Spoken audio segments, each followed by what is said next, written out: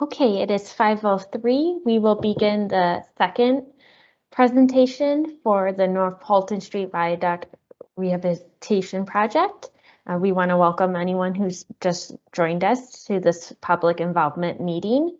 This project is being proposed by the Wisconsin Department of Transportation and the City of Milwaukee Department of Public Works. This meeting is being recorded and will be posted on the project website. We ask that you mute your microphone during the presentation. At the end, we will open it up for questions or comments. At that time, you can press the raise your hand button and we will call on you to unmute your microphone. Feel free to also submit your questions or comments in the chat box and we will address them. Jim, can you go to the next slide?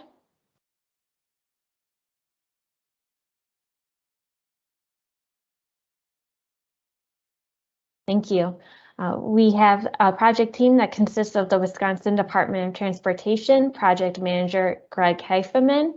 We have the City of Milwaukee Department of Public Works Major Projects Manager David Tapia, who is here on behalf of Teresa, who was unable to attend tonight. She is the DPW Project Manager for this project.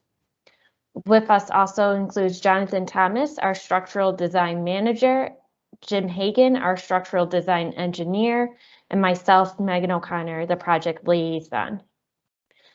Jim, you can take it from here. All right, sounds great, Megan. Hello, everybody. I'm pleased that you could join in this meeting tonight. I'm very excited about this project as a structural design engineer. Just a quick note, 5 generations of my family have used this bridge. And the latest generation is my grandson, 6 years, will be 6 this month. So the agenda for tonight's meeting will be a project location overview. We'll discuss some of the existing conditions. We'll go into the project phases and scope of work. We'll discuss a complete streets concept for traffic in the city of Milwaukee, and we'll cover questions and comments. This slide shows the structure. North is to the top of the page. It's the project location for the structure. The bridge connects the neighborhoods of Breeze Street, Easttown, River West, Harambee, and Brewers Hill. There is a pedestrian bicycling bridge underneath the structures. We call it the Marsupial Bridge, which the bike trail is the Oak Leaf Bike Trail. Water and Commerce Streets pass under the bridge, water at the south end, Commerce near the north end. The Milwaukee River goes underneath the bridge. It has 3 channels under the bridge, and it's a main navigation channel. Cottage Park is to the upper right hand side of this photograph. It's actually off the screen to upper right. And below the bridge, to the west side, north of the Milwaukee River, is Lakefront Brewery. I also want to do a call out for this triangular area that's at the northwest corner. That's Blue Dress Park, which is an arts area. Oh, and there's one other area to the just west of the Blue Dress Park is the Trestle Connector, which connects the level of Commerce Street up to the level of Cottage Park and also up to the level of the Marsupial Bridge.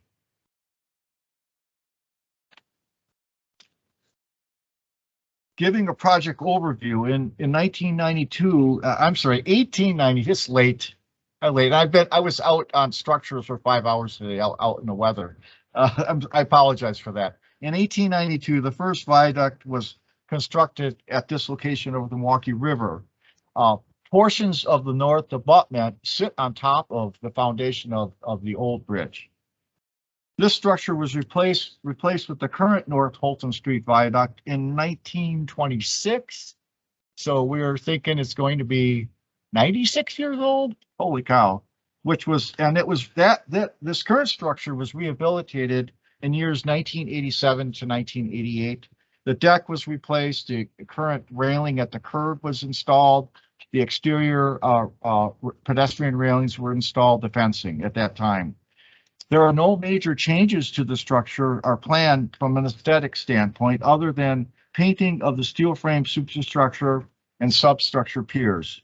There's a total of 14 piers, 2 abutments, and 15 spans on the structure.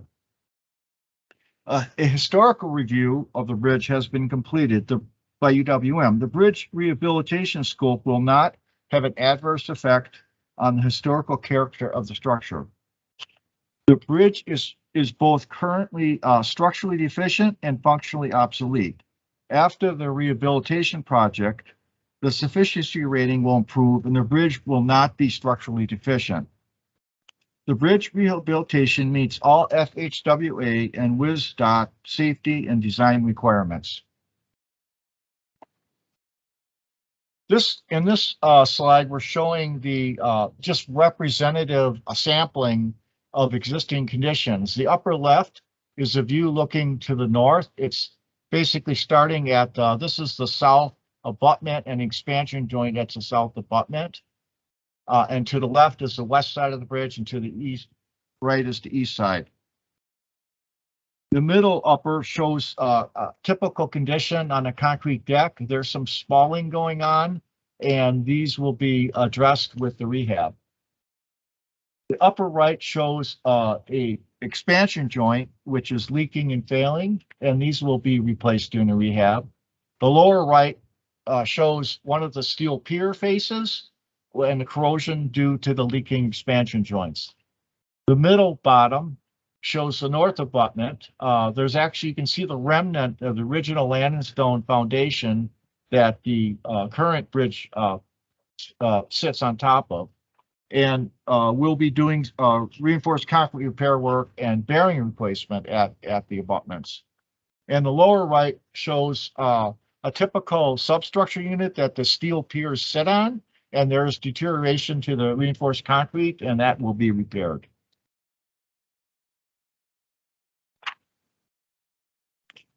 On this details of deck geometry slide, we're showing some of the existing features of the top of the bridge deck. And the photo to the left, we have actually had a integral crash-tested railing at the curb face. It's actually poured monolithically with the sidewalk. And outer railing is a pedestrian railing, which is not crash-tested. There's a 5-foot walk on both sides of the bridge between those two railings. The photo at the right shows the current pavement marking configuration on the bridge. We have a bike lane in each direction, north and south, and we have a painted protection path lane for those bike lanes, and then we have a traffic lane in each direction, a 12-foot traffic lane, one 12-foot traffic lane in each direction, and then there's a painted center median.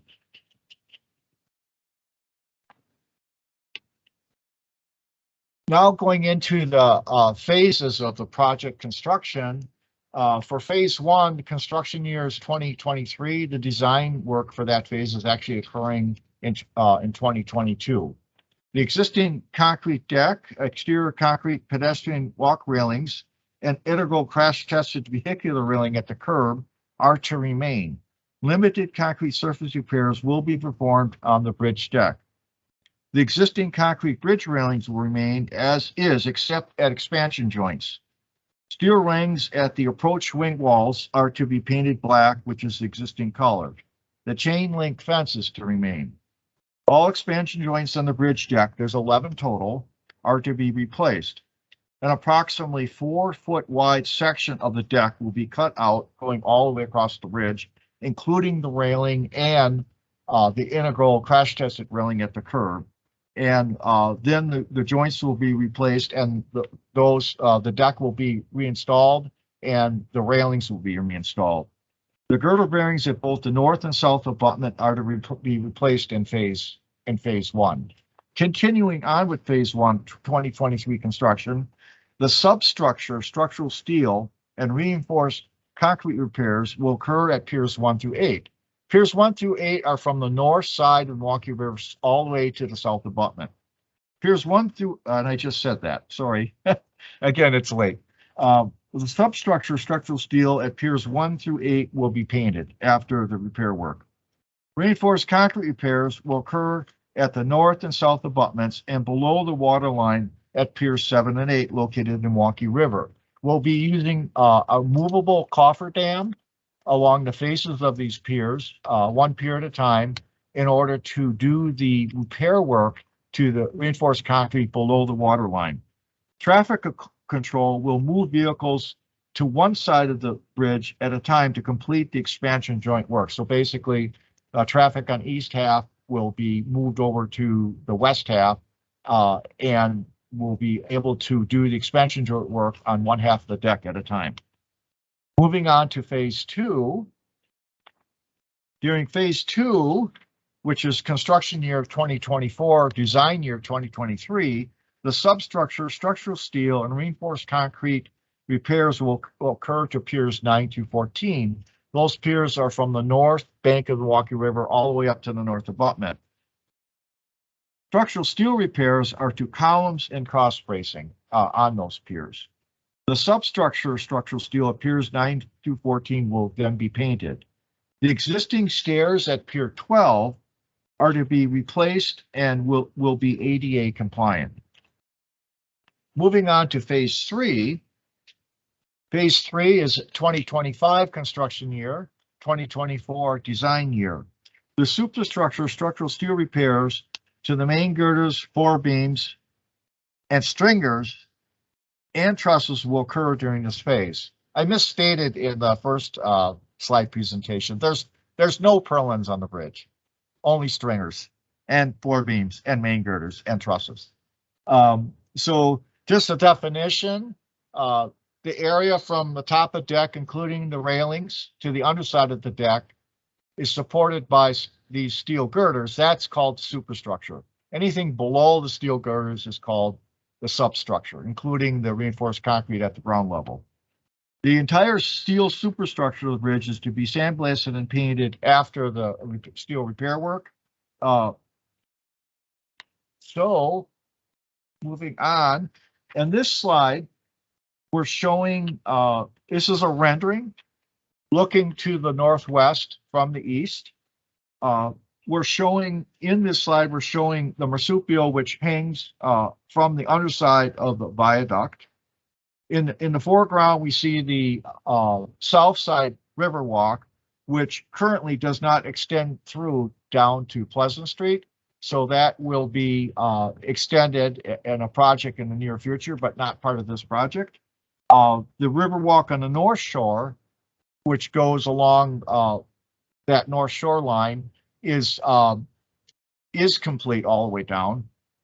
And we can see Lakefront Brewery in the background. Also in the middle, we have piers 7 and 8 in the middle of the river. And that is the main navigation channel. There are side channels also at this location.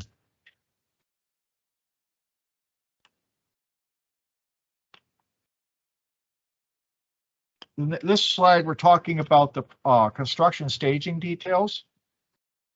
There will be intermittent closures of the marsupial pedestrian bridge to facilitate the safe removal of concrete deck during expansion joint replacement and painting of the bridge superstructure.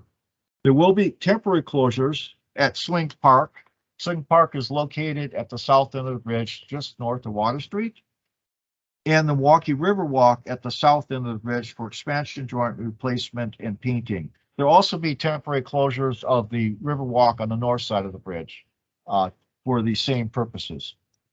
The navigation channel will remain open in Milwaukee River during all phases of construction.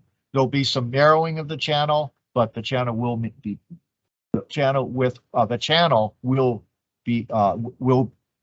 remain open. North Commerce and Water Streets are to remain open during construction with partial short-term closures. And at this point, I want to turn over the discussion to David Tapia, who will cover this complete streets. Okay, thank you, Jim. So the city realizes that this is an important route to both bicyclists and pedestrians. And as part of our complete streets policy, we look to improve conditions for both. But as Jim has alluded to during his part of the presentation, the existing barrier that we have out there on the bridge is actually part of the bridge deck itself. And since we're not doing any work to the bridge deck, we're not going to be able to move that barrier wall. I know there have been comments in the past previous to this meeting requesting that we look at doing that in order to better shield pedestrians and bicyclists, but we're not going to be able to do that, unfortunately. As you can tell, the scope of this project is primarily to improve. It's a maintenance project. You know, we're going to do some work on the substructure, steel mostly, with the painting and cleaning, and some concrete surface repair, but we're not rebuilding the bridge, so there's not an opportunity to build a narrower structure or do intensive ped and bike accommodations out there. We do plan after phase 1 to replace the pavement markings that we have out there currently, which is go back to what we have as a single lane in each direction with the bike lanes with the painted buffer between them. During phases 2 and 3, that space may get used by contractors intermittently to do some of their work in those phases, but we'll make sure that it's done safely and signed appropriately. We'll continue to look at different treatments we can do for additional bike and pedestrian safety as the project moves forward. The benefit of this being a 3-year project is that it gives us time to consider alternatives, to look at potentially implementing them after the final phase is completed in a couple years. And we'll also be continuing to review and look at how we're going to provide safe accommodations for both the bicyclists and pedestrians during the construction stages as we move forward. I'll turn this over now to Megan.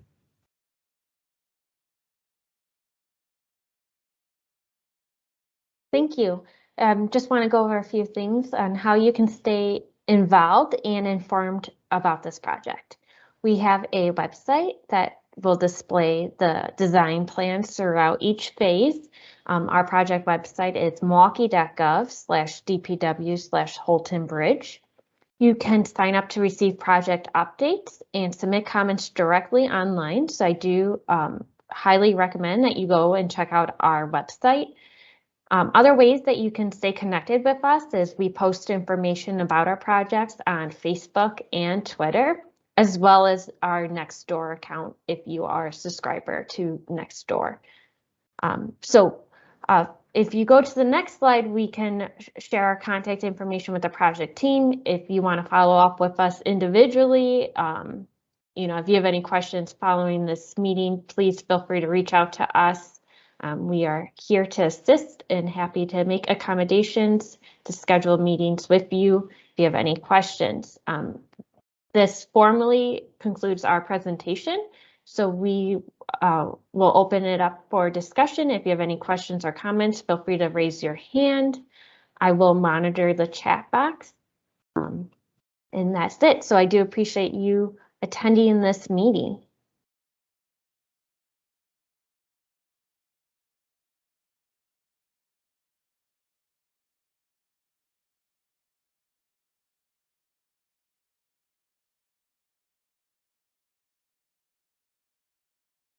If there are no questions or comments, I would say by 5:30, I'm going to stop the recording. Just want to give everyone a heads up on that.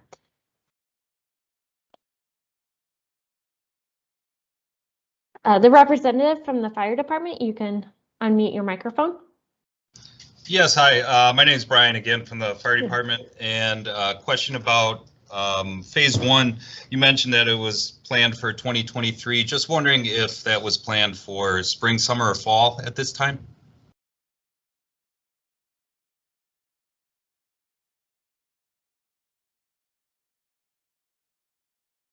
Hey, Jim, you're mute. mute. Sorry, everybody. Well, the 2023 construction, I'm just looking at the schedule. Sorry, I didn't have this information right offhand, but the project will be let in January 10th of 2023.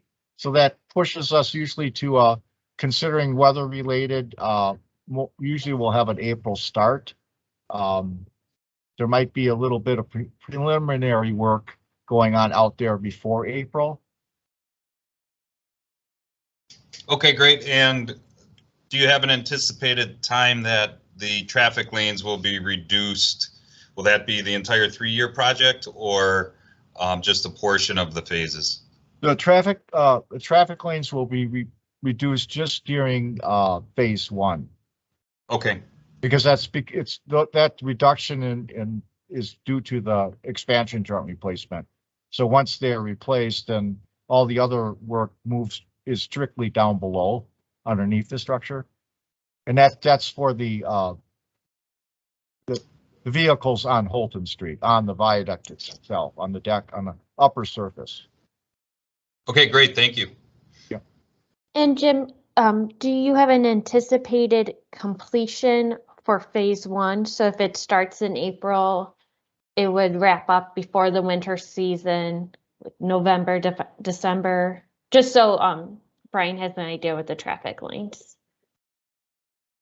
So for the expansion joint work, that would happen early on in the construction season, but there can be unanticipated delays, and we don't want to be pouring concrete after we start getting freezing. Right. So I think we would try to shoot for getting it completed, the expansion joint work done before Labor Day, but it could go until September, early October. For the expansion joint work, and of course, any of the painting has to be done during good weather. So, And an updated schedule regarding construction will be shared with the public as more things are finalized, and leading up to construction, that information will be posted on our website. correct. Great. Thank you for that. Mm-hmm.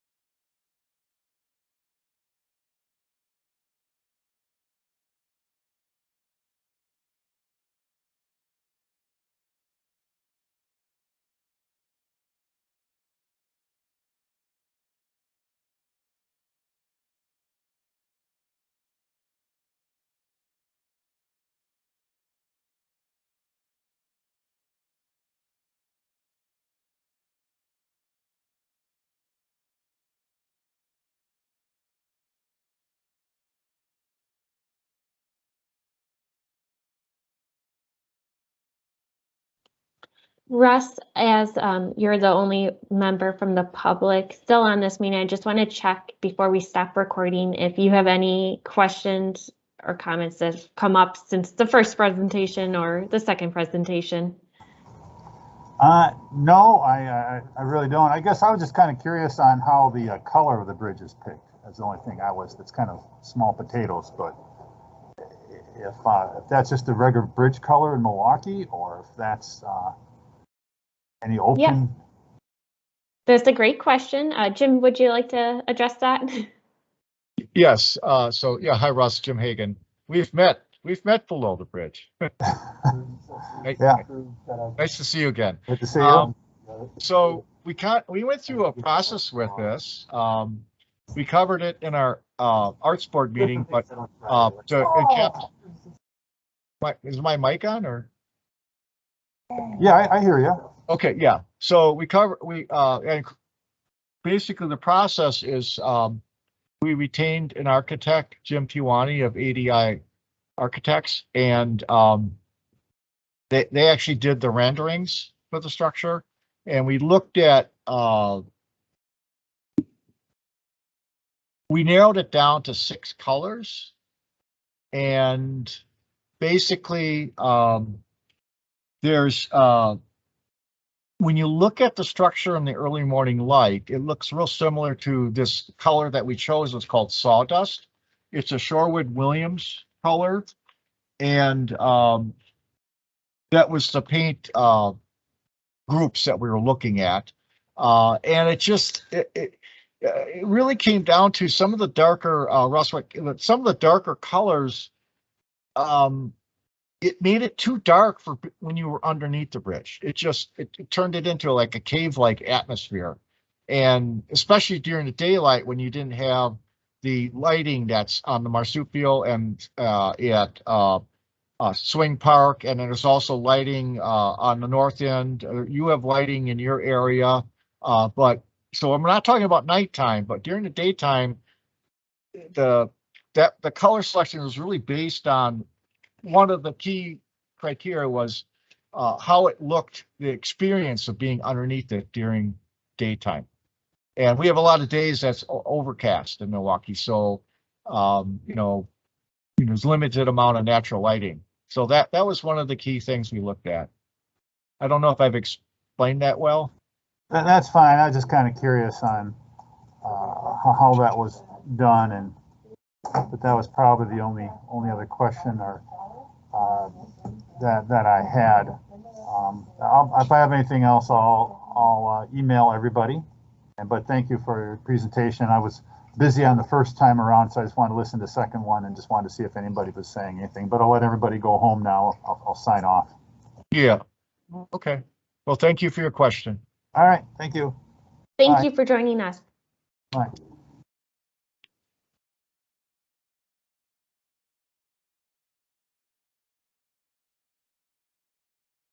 It is 5:30. We do have a new guest, Paul, who has joined us. Paul, do you have any questions or comments regarding this project?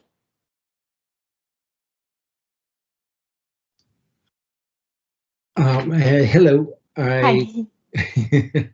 I was on the first meeting also, and Okay.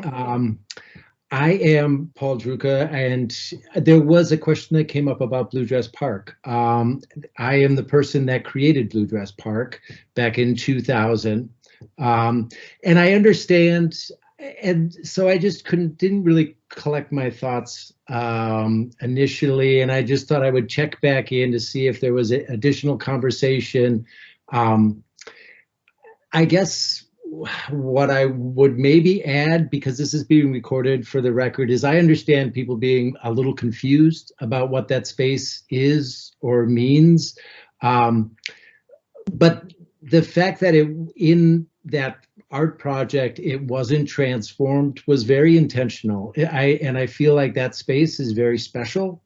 I encourage people to spend a little time there. I've always, in its lack of amenities, I've always seen it as a place of kind of pure potential, which is, I guess, offers kind of a nice, well, it offers literally a nice view of the city, and offers a little something you might not get in other places that are more intentionally kind of decorated or designed. Paul? Hello? Yeah, this is Jim Hagan. Yes. So I've been out as the inspector of record on the structure. I've been out on this structure numerous times, and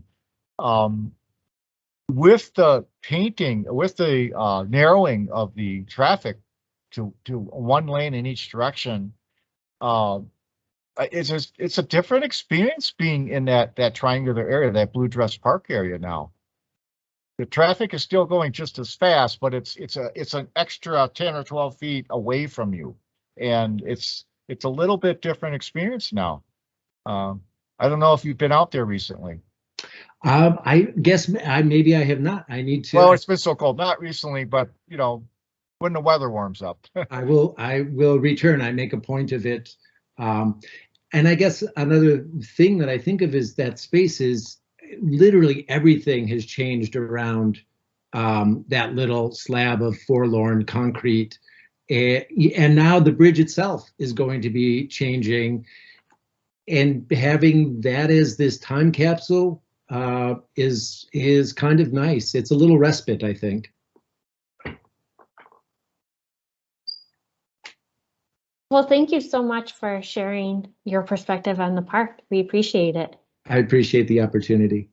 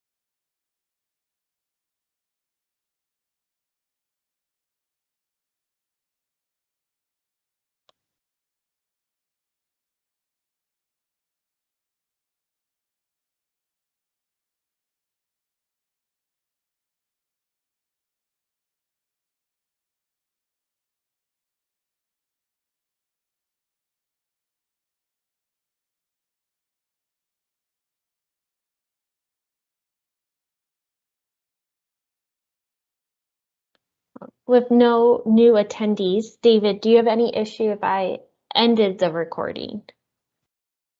No, I think that's fine. Okay, I'm going to stop recording.